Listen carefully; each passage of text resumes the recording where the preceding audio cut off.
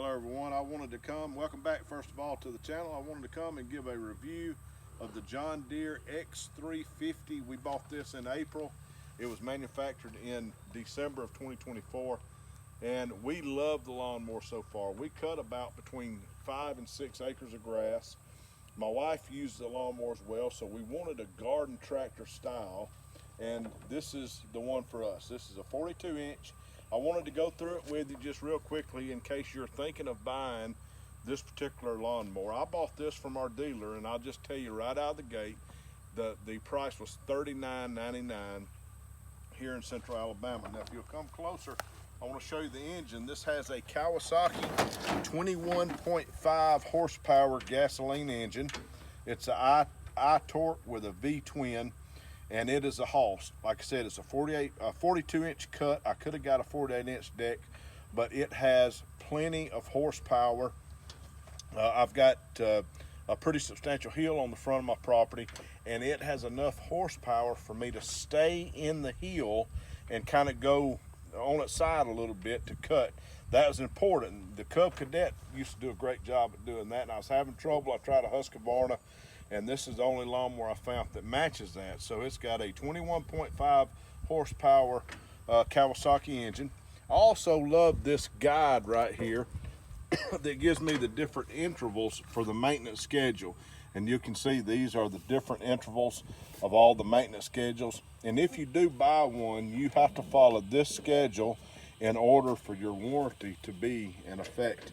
Also, you have to use, I found this out, in order for John Deere to cover warranty, you have to use their particular oil, their belts, etc.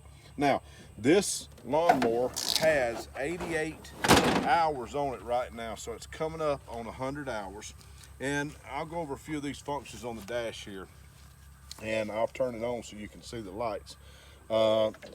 There's no rocket science here. There's some standard things that's showing. You'll notice there's a gas level, has gas. This is the hot and cold right here, you can see. This is the battery level. 82.2 is my hours. This will tell me also when I have the blade engaged. Also, this is how you engage the blade, up and down, engages it. Like when it's down, I pull it up, it engages it, etc. Park and brake. This is the cruise control. Now, I will tell you, it's a little bit aggravating to deal with the cruise control, although it does work. The way it works, you have to get up to speed, push the cruise control button, and it will kick in. The only problem is when you push your brake, it's a hard stop when you push the brake. In other words, it disengages that cruise control pretty roughly. So that's one thing to note. As far as cutting, it's great. It does not have power steering, but it is very easy to steer. Like I said, my wife used it. She has no problem using it. It's also got a great cubby hole for your telephone. I did find out you can get, I didn't show you, but there is a place here that is a optional, you could put a charger attachment in there and charge your phones. Now, this little cubby hole is great. I typically listen to YouTube or podcast, or if you wanted to hold your phone while you was listening to Prep for Eternity, you can put your phone in there and it holds it just fine. Cup holder. Coming around the end here, another thing I like about the transmission, of course, this is how you kick out your differential. If you have to push it for some reason, you can kick that in and out. But I want you to notice one thing that was on this model that's not on the Cub Cadet that I could see is that fan. It actually has a transmission fan that's used to cool it off, and I thought that was pretty neat. Coming around this way, it's your standard 42-inch. It has the water attachment. I can hook a hose pipe and clean out the blades, the grass that's in the blades. I think we've used that one time, and it seems to work pretty well. Let me turn these lights off here. Seems to work pretty well. But overall, we love the lawnmower. It works great. If there's any drawback, let's go around here. If there's any drawback to the lawnmower at all, it's that I believe this chute here could have been a little wider. If you let your grass get too high, it will catch the grass and kind of get clogged up. And I had to kind of go back and forth in order for it to get unclogged.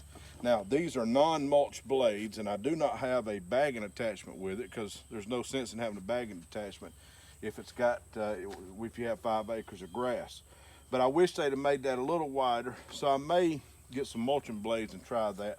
Overall, it's a great lawnmower. I would highly recommend the John Deere X350. Now, let me show you how you lower and raise the blades. On standard Cub Cadets and Husqvarnas usually, and the old John Deeres, you would have the lever on the side that would raise it up and down. On the John Deere, you have a turn button here. And what you'll do, you'll take and this is the blade raising lever. I don't know what the proper term, but you raise it up and down with that. And what you do, you depress that and you turn here, whatever level you want. And whatever level you put it on, that's where it's gonna stay. Also, I'm gonna show you, you're gonna see a portion of the video here in a minute, I'm gonna show you that this can be raised in live time. So if and what's what I mean, if I'm driving along and I come up on a stump and at the last minute I need to raise it, I can push this pedal and it will raise it up on the fly, and then I simply let it back down. I really like that function, and it seems to work pretty well. I would highly recommend the John Deere X350 with a Kawasaki engine. It does a great job. It cuts in reverse, but you have to push the reverse button on the other side, but it does wonderful. If you have any questions, let me know. I hope this helps you in your decision to buy a John Deere or not to. We're not sponsored by John Deere. We pay for this out of our pocket, and I hope this video helps you. Thank you for subscribing. Bye-bye.